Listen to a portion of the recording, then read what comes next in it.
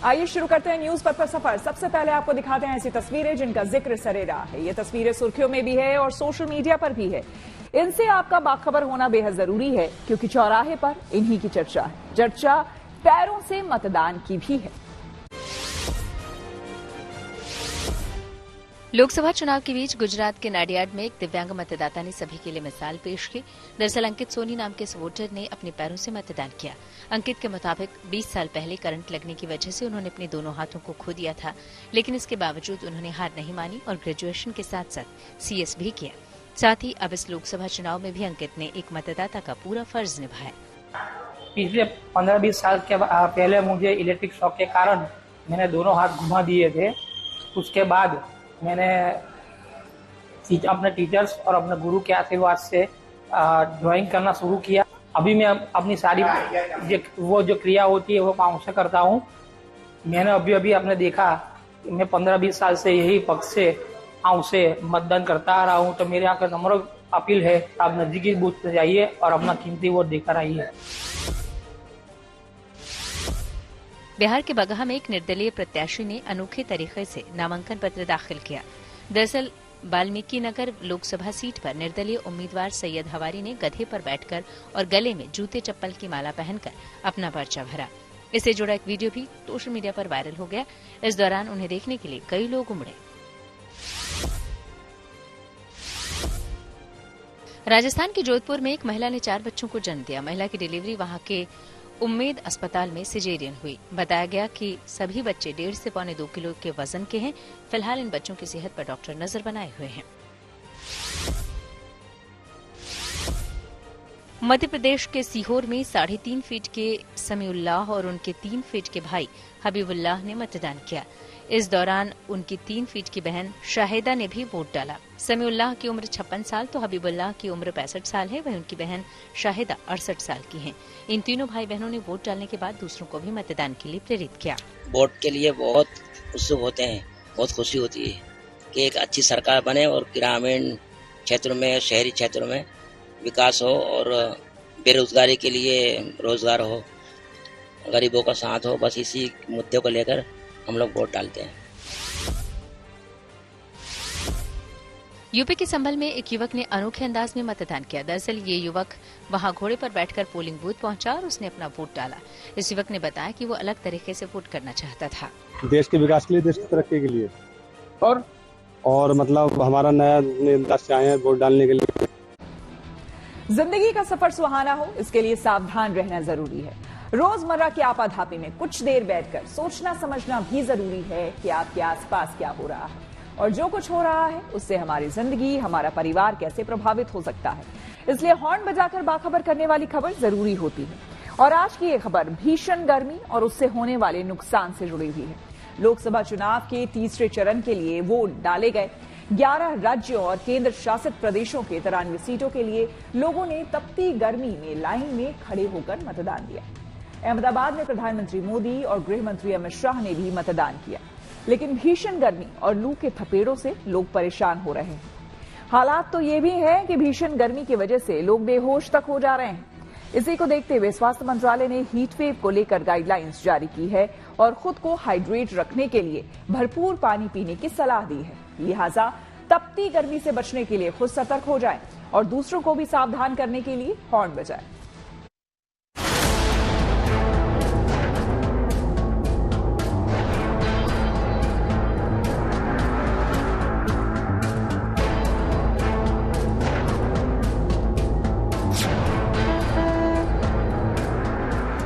मई के महीने में गर्मी ने अपना रंग दिखाना शुरू कर दिया है। बदन को जलाने वाली चिलचिलाती धूप और गर्म हवा के थपेड़ों में अब बाहर निकलना मुश्किल हो गया है। बाहर ऐसी लू चल रही है मानो सूरज गुस्से में बैठा आग उगल रहा हो। ऐसे में कौन घर से बाहर निकलना चाहता है? लेकिन लोकतंत्र के सबसे बड़े महापर्व में लोग धूप में कतारों में खड़े होकर मतदान कर रहे हैं। लोकसभा के तीसरे चरण के लिए 11 राज्यों और केंद्र शासित प्रदेशों की 93 सीटों के लिए वोट डाले गए। सुबह सुबह प्रधानमंत्री मोदी और गृह मंत्री अमित शाह ने भी अहमदाबाद में मतदान किया। साथ ही लोगों से रिकॉर्ड मतदान की अपील भी की। मैं इसमें योगदान देने वाले एक लोकतंत्र के महायज्ञ में जो भी जितनी आहुति दे रहा है, सब अभिनंदन के अधिकारी हैं। मैं फिर से देशवासियों को यही कहता हूं कि आज गुजरात में और जहां जहां चुनाव का मतदान का दिवस है, बहुत भारी मात्रा में मतदान करें, लोकतंत्र के पर्व को मनाएं। अप्रैल में गर्मी के मौसम की शुरुआत से ही इस बार हीट वेव यानी लू चलने लगी है। 7 चरणों के चुनाव में मंगलवार को तीसरे चरण के लिए वोट डाले गए। इस चुनावी प्रक्रिया पर भीषण गर्मी और लू का प्रभाव साफ दिख रहा है। पहले 2 चरण में कम मतदान ने आयोग के साथ पार्टियों को भी चिंतित कर दिया है। दिल्ली समेत देश भर के कई राज्यों में पारा 40 डिग्री सेल्सियस पार कर गया है। अगर ऐसा ही मौसम रहा तो आने वाले दिनों में डिहाइड्रेशन के मरीजों की तादाद बढ़ सकती है। दिल्ली एनसीआर में पारा एक बार फिर से बढ़ने लगा है। ये बढ़ती गर्मी लोगों को सता रही है क्योंकि पारा 40 के पार है। अप्रैल जहां ठंडा ठंडा कूल रहा था, वहीं मई की शुरुआत ने ही लोगों को परेशान करना शुरू कर दिया। इस बीच मौसम विभाग की माने तो आने वाले दिनों में अभी गर्मी बढ़ती जाएगी। मई के साथ पारा तो बढ़ेगा ही, साथ ही हीट वेव्स भी चल सकती है, लेकिन फिलहाल आने वाले 5 से 7 दिन ऐसी कोई स्थिति नहीं बनी हुई है। वहीं अगर हम दिल्ली से सटे इलाकों की बात करें, जैसे राजस्थान, हरियाणा, पंजाब, यहाँ पर भी पारा बढ़ने लगा है। इस बीच राहत भरी खबर उड़ीसा और पश्चिम बंगाल के लिए है, जहां बीते 1 महीने से हीट वेव्स को लेकर रेड अलर्ट जारी था, लेकिन अब वहां पर बारिश होने वाली है और बारिश के साथ जो हीट वेव्स की परिस्थितियां हैं वो बदलेंगी। इस बीच दक्षिण भारत के राज्यों में भी हीट वेव से लोगों को थोड़ी राहत जरूर मिलेगी।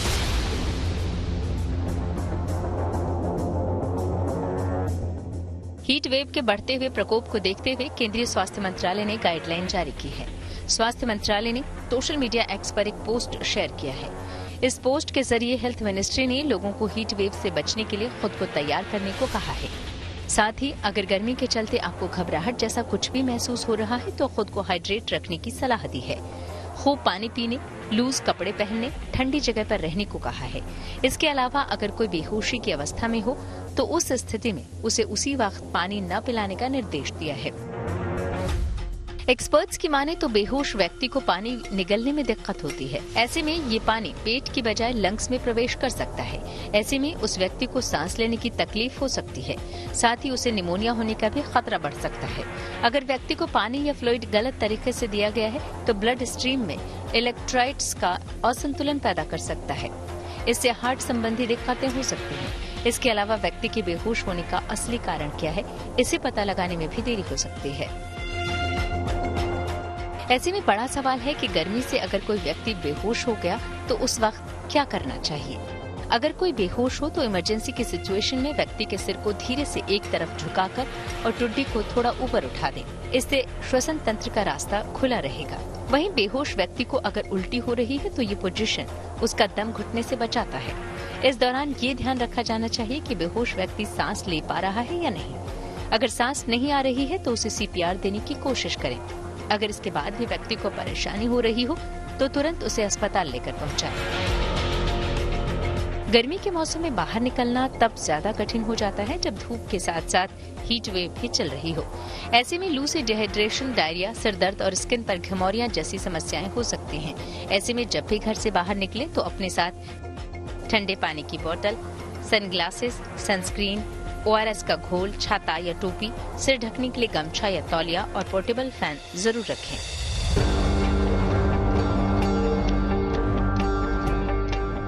हीट वेव की वजह से शरीर की एनर्जी कम होने लगती है। साथ ही हमारे पाचन तंत्र पर भी इसका बुरा असर पड़ता है।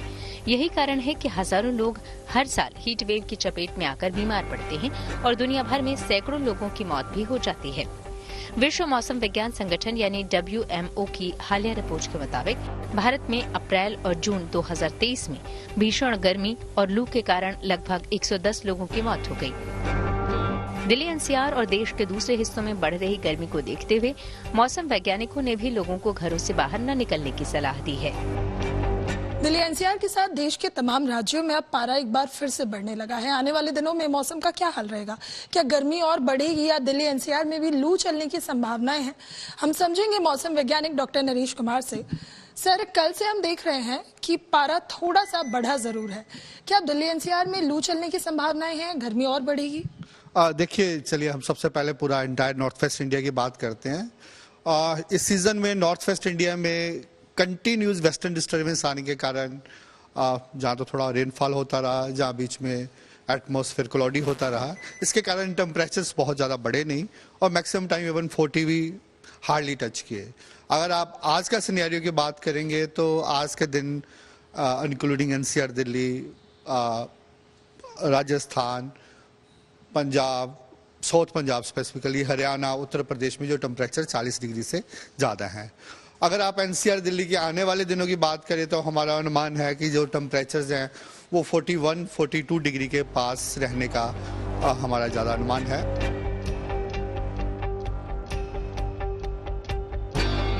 मौसम विभाग की माने तो राजस्थान, मध्य प्रदेश, गुजरात, विदर्भ, तमिलनाडु, तेलंगाना और कर्नाटक के कुछ हिस्सों में हीट वेव का दौर जारी रहेगा। इसके अलावा पश्चिम बंगाल में आंधी और बारिश की संभावना जताई गई है।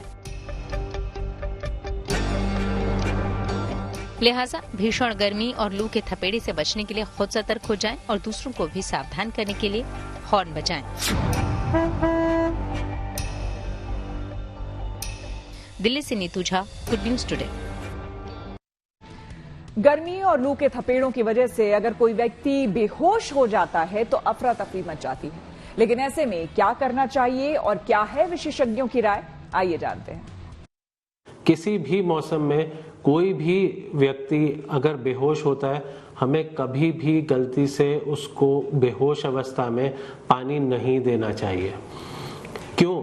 बिल्कुल सिंपल सा एक उसका है कि बेहोश व्यक्ति अगर होगा तो उसकी स्वेलो करने की या उसको निगलने की उसकी ताकत नहीं होगी, और ये जो हमारा दिया हुआ जो पानी होगा वो उसकी सांस की नली में जाके उसको चोक कर देगा, जिससे कि उसकी सडनली वो बाकी और किसी चीज से चाहे उसको नुकसान होना हो, लेकिन इस हमारे एक्शन से जो कि हमने विद वेरी गुड इंटेंशन हमने की है और हमने उसकी मदद करने के लिए हम आगे बढ़े हैं, वो इंटेंशन पेशेंट के लिए बहुत खराब साबित होगा, खतरनाक ही नहीं, और कभी कभी उसके लिए उसकी जान भी उस हमारे एक्शन से जा सकती है।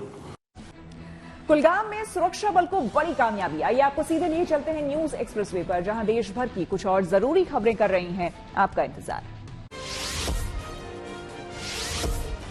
अभिनेता शिखर सुमन और कांग्रेस से इस्तीफा देने वाली राधिका खेड़ा बीजेपी में शामिल हो गईं। दोनों ने दिल्ली में बीजेपी मुख्यालय में पार्टी की सदस्यता ली। इस दौरान बीजेपी नेता विनोद तावड़े और अनिल बलूनी भी मौजूद रहे। शिखर सुमन ने कहा कि कल तक उन्हें ये नहीं पता था कि वो आज यहां बैठेंगे। शिखर सुमन की राजनीति में ये दूसरी पारी है। उन्होंने 2009 का लोकसभा चुनाव कांग्रेस के टिकट पर पटना साहिब सीट से लड़ा था, लेकिन तब उन्हें बीजेपी में रहे शत्रुघ्न सिन्हा से हार का सामना करना पड़ा था। लोकसभा चुनाव के तीसरे चरण के लिए भी वोटिंग पूरी हो गई। इस दौरान दिग्गजों ने भी मतदान किया। मध्य प्रदेश के पूर्व सीएम और विदिशा से बीजेपी उम्मीदवार शिवराज सिंह चौहान ने अपने परिवार के साथ सीहोर में वोट डाला।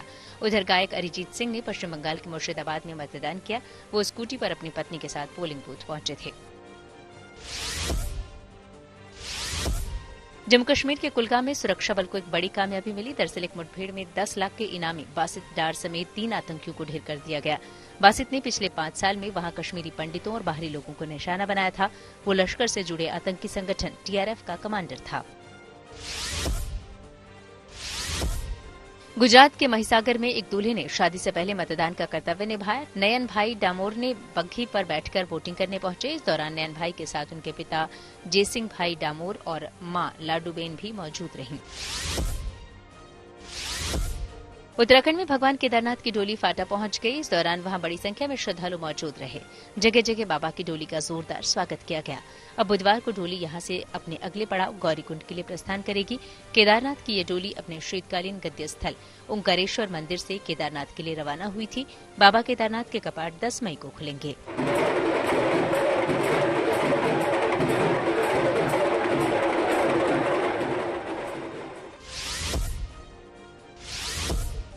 बिहार के बगहा में एक रिटायर्ड फौजी रमेश प्रसाद ने बैलगाड़ी पर सवार होकर अपना नामांकन पत्र दाखिल किया। इस दौरान उनके साथ कुछ रिटायर्ड फौजी भी मौजूद रहे।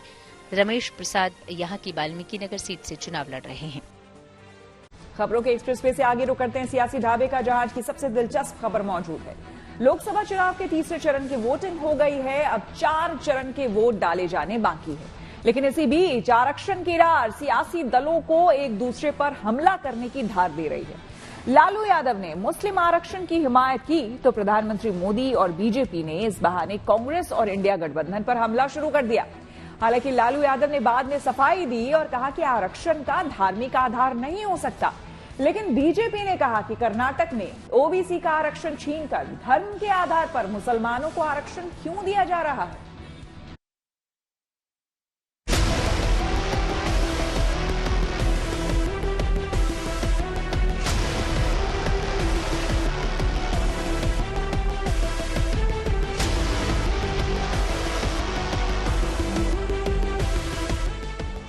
देश में हो रहे लोकसभा चुनाव के तीसरे चरण में 11 राज्यों और केंद्र शासित प्रदेशों की 93 सीटों के लिए वोट डाले गए और सभी दल अपनी अपनी जीत के दावे कर रहे हैं। लेकिन इसी बीच सियासत में मुस्लिम आरक्षण को लेकर घमासान मचा हुआ है। कांग्रेस नेता राहुल गांधी सामाजिक न्याय, जातिगत जनगणना और अल्पसंख्यकों के कल्याण की बात जरूर कर रहे हैं, मगर मुसलमानों को भी रिजर्वेशन मिलना चाहिए, इस पर कभी खुलकर नहीं बोले। लेकिन बिहार के पूर्व मुख्यमंत्री आरजेडी मुखिया लालू प्रसाद यादव ने ये बोलकर गुगली फेंक दी कि मुसलमानों को भी आरक्षण मिलना चाहिए। आरक्षण का पक्षधर है ना, वो तो संविधान को खत्म करना चाहते हैं, लोकतंत्र को खत्म करना चाहते हैं। ये इस बात को जनता के जहन में सारी बात आ गई है, इस तरह की बात बदल कह रहे हैं कि मुसलमानों को आप लोग आरक्षण दे रहे हैं, ओबीसी का लेकर मुसलमानों को दे रहे हैं। रिजर्वेशन तो मिलना चाहिए मुसलमानों को थोड़ा। यूं तो चुनावी बिगुल बजने के साथ ही प्रधानमंत्री मोदी ने कांग्रेस पर हमला शुरू कर दिया था कि कांग्रेस SC/ST और ओबीसी का आरक्षण छीनकर मुसलमानों को देना चाहती है। चारा घोटाले में जिन्हें अदालत ने दोषी करार दिया, उन्होंने आज मीडिया के सामने साफ साफ कहा है कि इंडी गठबंधन की सरकार आई तो देश में मुसलमानों को आरक्षण देंगे। प्रधानमंत्री मोदी और बीजेपी के हमलों को तेज होता देख लालू ने मुस्लिम आरक्षण मुद्दे पर सफाई पेश की, लेकिन वो बीजेपी पर हमला करने से नहीं चूके। मंडल कमीशन मैंने लागू किया था। अब आरक्षण सामाजिक आधार होता है, धर्म आधार नहीं होता है। अटल बिहारी वाजपेयी जी ने संविधान समीक्षा आयोग बना दिया था और ये लोग यही चाहते हैं, ये लोग कि ये जो थर्ड फेज का जो चुनाव हो रहा है पूरा खुजली इनको खुजला रहा दे इनका। मुस्लिम रिजर्वेशन को लेकर लालू ने तो सफाई दे दी, लेकिन बीजेपी को एक नया चुनावी हथियार मिल गया। कांग्रेस हो, सपा हो, आरजेडी हो, डीएमके हो, ये सभी नेशनल कॉन्फ्रेंस हो, ये सभी एक ही थैली के चट्टे बट्टे हैं, जिनकी भावनाएं हिंदुओं के विरोध में जाती हैं, भारत की आस्था के विरोध में जाती हैं, जिनका चरित्र तुष्टीकरण की नीति को पोषक करने वाला, ऐसे लोगों से इससे ज्यादा उम्मीद नहीं की जा सकती है। जो आरक्षण की मूल भावना थी उससे खिलवाड़ हुई है। भारतीय जनता पार्टी और भारतीय जनता पार्टी के लोग कभी नहीं चाहते कि पिछड़े, दलित, आदिवासी हक सम्मान पाएं, इसीलिए वो संविधान से छेड़खानी की तैयारी है। आप खुद जानते हैं कि जनरल में लोग पहुंच जाते थे, जनरल में क्यों नहीं पहुंच पा रहे पिछड़े और दलित और आदिवासी? ये किसने पाबंदी लगाई, किसने रोका? उधर कर्नाटक में लागू मुस्लिम आरक्षण पर कांग्रेसी खेमा अपनी दलील दे रहा है। कांग्रेस का आरोप है कि बीजेपी मुस्लिम आरक्षण पर लोगों को गुमराह कर रही है। कांग्रेस पार्टी ने जो आरक्षण दिया है कर्नाटका में, जिसकी आलोचना कर रहे हैं प्रधानमंत्री और गृह मंत्री, ये सामाजिक और आर्थिक पिछड़ापन के आधार पर दिया गया है, धर्म के आधार पर नहीं। सर्वे किया गया किस तरह से वो सामाजिक और आर्थिक पिछड़ापन है उनको, और इस समाज को 3 हिस्से में बांटा गया, बैकवर्ड, रिलेटिवली मोर बैकवर्ड और मोस्ट बैकवर्ड, और उसके आधार पर आरक्षण दिया गया है। असली सवाल यह है कि प्रधानमंत्री इस पर कुछ बोलते नहीं हैं, गृह मंत्री इस पर कुछ नहीं बोलते हैं। लोकसभा चुनाव के 3 चरणों की वोटिंग हो चुकी है, अभी 4 चरणों की वोटिंग बाकी है, लेकिन मुस्लिम आरक्षण को लेकर सियासी घमासान और तेज होता जा रहा है। बीजेपी और कांग्रेस सहित बाकी दल एक दूसरे पर हमलावर हैं। लेकिन सवाल है कि क्या मुस्लिम आरक्षण का ये सवाल मतदाताओं पर असर डाल पाएगा, या वो अपने मूल मुद्दों को लेकर ही ईवीएम का बटन दबाएंगे। Bureau report, good news today. News पथ पर आगे है धन बाजार, जहां शेयर बाजार से लेकर कारोबार तक की सभी अहम खबरें होती हैं और इसका सीधा रिश्ता आपकी आमदनी आपकी जेब से होता है। तो तेज रफ्तार खबरों के बीच ये जरूरी खबरें छूट ना जाए, इसलिए सीधे आपको लिए चलते हैं धन बाजार। हफ्ते के दूसरे कारोबारी दिन शेयर बाजार में गिरावट देखने को मिली। सेंसेक्स 384 अंक फिसलकर 73,512 पर बंद हुआ। वहीं निफ्टी भी 140 अंक गिरकर 22,302 पर पहुंचा। बैंक, फार्मा और मेटल समेत ज्यादातर सेक्टरों के शेयरों में गिरावट रही। सोने चांदी के भाव चढ़े। दिल्ली सर्राफा बाजार में सोना 200 रुपए महंगा हुआ। इसके साथ ही अब दिल्ली में 10 ग्राम सोने की कीमत बढ़कर 72,450 रुपए हो गई। वहीं चांदी भी 700 रुपए महंगी हुई। अब 1 किलो चांदी की कीमत 85,000 रुपए तक पहुंच गई।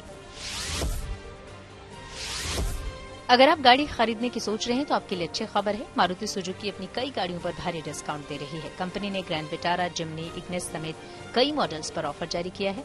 मारुति सुजुकी की नेक्सा डीलरशिप के तहत गाड़ियों पर कैश डिस्काउंट, एक्सचेंज बोनस जैसे कई बेनिफिट्स दिए जा रहे हैं।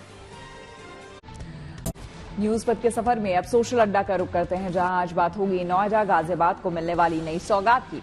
उत्तर प्रदेश सरकार नोएडा गाजियाबाद में नाइट लाइफ को बढ़ावा देने की तैयारी कर रही है। मीडिया रिपोर्ट के मुताबिक एनसीआर में शामिल यूपी के नोएडा, गाजियाबाद शहरों में नाइट लाइफ का समय बढ़ाया जा सकता है।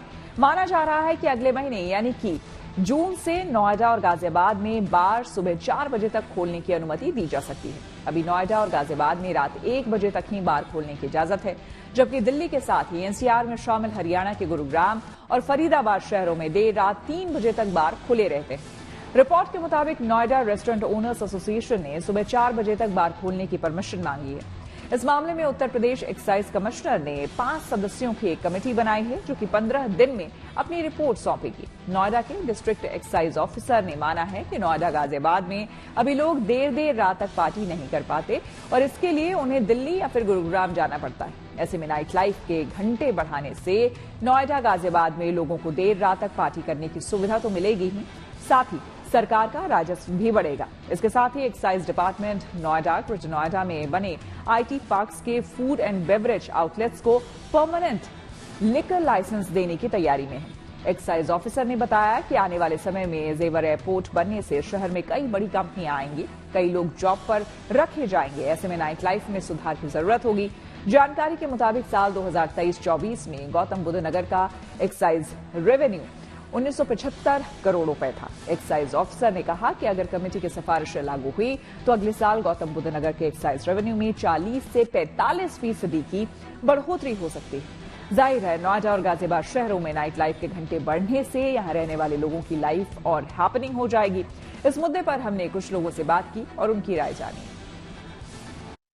अब जिस तरीके का एक सरकार फैसला लेने वाली है कि आने वाले समय पर जितने भी बार्स है नोएडा में वो 4 बजे तक खुलेंगे, इस पर आपका क्या विचार है? मुझे नहीं लगता ये सही फैसला है सरकार का। 4 बजे तक अगर बार खुलेंगे तो वो लोग 5-6 बजे तक सोएंगे और दिन उठेंगे 12-1 बजे तक। ये कम्प्लीटली अगेंस्ट नेचर मुझे लग रहा है कि पूरा लाइफस्टाइल या तो ये सेगमेंट स्पेसिफिक के टारगेट हो रहा है या कि कुछ लोगों के लिए, क्योंकि ऑफिस वर्किंग टाइम डिफरेंट है, सब चीज़ के लिए टाइम है। तो या तो फिर आप रात को खोल रहे हैं तो आप शॉपिंग भी मॉल भी आप खोल दो रात को कि सब लोग भी रहें। एक तो सुनसान हो जाती है 12-1 बजे के बाद, उस टाइम ड्रिंक करके आप सड़कों पे जा रहे हैं, तो मुझे नहीं लगता उतना पॉजिटिव सरकार का ये है। दिल्ली का थोड़ा सा डिफरेंट है और नोएडा की बात करें तो और भी बहुत सारी बच्चे जाते हैं, फैमिली में छोटे छोटे बच्चे भी जाते जो भी होते हैं, तो उन सबको दिक्कत होगा। जैसे गर्ल्स भी जाती है तो देर लेट नाइट आना, अकेले फिर जाना, बहुत सारी चीज़ें हैं, रिस्क है, कल कोई बात हो जाए, एक्सीडेंट हो जाए, कौन देखे, बहुत सारी चीज़ें हैं, तो प्रॉब्लम तो है। रेवेन्यू एक अलग चीज़ है, अगर बिजनेस पॉइंट ऑफ व्यू से बात करें तो वो तो एक अलग चीज़ हो गई, बट हम बिजनेस पॉइंट ऑफ व्यू से बात नहीं करेंगे, हम लाइफ स्टाइल के बारे में बात करेंगे। अगर सपोज हम 4 बजे तक हम नोएडा में नाइट लाइफ में जिएंगे तो उसमें क्या होगा कि उनकी लाइफ स्टाइल ख़राब हो जाएगी। एक तो वैसे ही एम्प्लॉयमेंट का बड़ा वो चल रहा है मार्केट में, तो उसके बाद अगर वो जॉब पर नहीं जा पाएंगे तो फिर उनकी सैलरी कट्स, बहुत सारी चीज़ें आती हैं, तो बहुत सारी चीज़ें देखनी पड़ेंगी, बहुत सारे इश्यूज फेस करने पड़ेंगे और फिर एक्सीडेंट वगैरह भी होंगे, तो बहुत सारी चीज़ें हैं। मेरे हिसाब से वो गलत है, क्योंकि इससे एक्सीडेंट केसेस बढ़ेंगे, रेप केसेस बढ़ेंगे, लड़कियां सेफ नहीं रहेंगी, तो मेरे हिसाब से तो ये ठीक नहीं है। आई थिंक कि 2 बजे is a very good timing, but 4 बजे बहुत ज़्यादा रिस्की है, क्योंकि रोड पे एक्सीडेंट भी होते हैं और पुलिस के not always go there and अपना लाइन ऑफ एक्शन नहीं कर सकते, तो इसलिए इट्स बेटर कि 2 बजे तक एक टाइम लिमिट सेट करके रखें। ऑनलाइन फर्जी लोन ऐप पर अलर्ट। जी हां, टेक्नोलॉजी से जुड़ी ऐसी ही हर एक जरूरी खबर को जानने समझने के लिए आइए चलें डिजिटल गाड़ी। सरकार ने ऑनलाइन लोन से जुड़ी एक ऐप को लेकर अलर्ट जारी किया। गृह मंत्रालय से जुड़े एक सोशल मीडिया हैंडल साइबर दोस्त ने चेतावनी जारी की। इसके मुताबिक फिनस्कोर क्रेडिट स्कोर मैनेजर ऐप से दूर रहें। ये एक फर्जी ऐप है और इसमें विदेशी लिंक की संभावना है। सरकार का कहना है कि इस ऐप से किसी भी तरह का लोन न ले और न ही क्रेडिट स्कोर चेक करे। साइबर दोस्त हैंडल के जरिए सरकार साइबर अपराधों पर जागरूकता का काम करती है। BSNL के ग्राहकों के लिए एक अच्छी खबर है। दरअसल वो इस साल अगस्त से पूरे देश में 4G सेवा की शुरुआत कर देगी। ये बात खुद BSNL के अधिकारियों ने कही। 4G सेवा के लिए BSNL ने TCS और C. के साथ साझेदारी की है। हाल ही में पंजाब समेत कुछ जगहों पर BSNL ने 4G सेवा की शुरुआत भी कर दी है। अपने 4G और 5G नेटवर्क के लिए BSNL देश भर में करीब 1.12 लाख टावर इंस्टॉल करवाएंगी। देश में लोकतंत्र का पर्व गूगल ने भी सेलिब्रेट किया। दरअसल तीसरे चरण के चुनाव को लेकर गूगल ने एक डूडल बनाया। इसमें पहले की तरह गूगल के दूसरे ओ की जगह स्याही वाली उंगली बनाई गई है। ये भारत में वोट डालने का प्रतीक है, क्योंकि वोट डालने के बाद देश में मतदाताओं की उंगली पर नीली स्याही लगाई जाती है। और अब रुक करते हैं प्रगति मार्ग का, जहां ऐसी खबरें हैं जो कि देश की तरक्की, प्रगति और लोगों की काबिलियत दिखाती है। दिल्ली हाईकोर्ट ने बच्चों की साइबर सुरक्षा को लेकर एक अहम टिप्पणी की है, जिसमें कहा गया है कि अब बच्चों को गुड टच और बैड टच के साथ साथ वर्चुअल टच के बारे में भी जागरूक करना जरूरी है, ताकि बच्चे डिजिटल दुनिया में अपनी निजी जानकारी शेयर करने से बचें और संपर्क में आए लोगों से होने वाले अनजान खतरों से सतर्क रहें।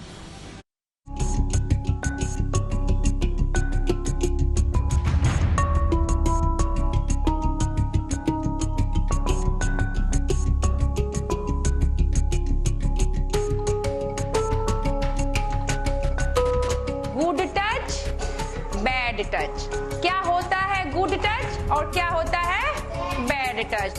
अब तक आप गुड टच और बैड टच के बारे में सुनते आ रहे हैं, बच्चों को बताते समझाते आ रहे हैं। स्कूलों में भी इसे पाठ्यक्रम के तहत शामिल किया गया है, ताकि बच्चे सुरक्षित रहें, गलत मानसिकता के शिकार न बने। लेकिन आज के बदले तकनीकी परिवेश में सिर्फ गुड टच और बैड टच को समझना काफी नहीं है, टच सिखाना भी जरूरी है।